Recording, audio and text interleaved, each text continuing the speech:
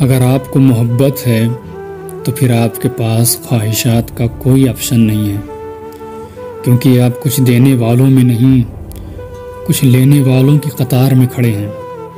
پھر تو دینے والے کی مرضی ہے کہ وہ کب کیا اور کتنا دے۔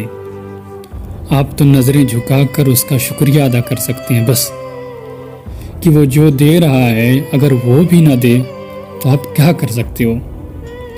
اور اگر کچھ نہ بھی دے یا کچھ نہ بھی ملے تو بس دل میں امید لیے اس کے چہرے کی طرف دیکھتے رہو، کہ محبوب کا چہرہ عاشق کی آنکھوں کا رزق ہوتا ہے۔ مجھے لگتا ہے ہمیں جان سے پیارا پاگل، وہ لاکھوں میں فقط ایک ہے ہمارا پاگل۔ تیری دریاؤں سی عادت ہی تجھے لے ڈوبی، میں بتاتا ہی رہا یہ ہے کنارہ پاگل۔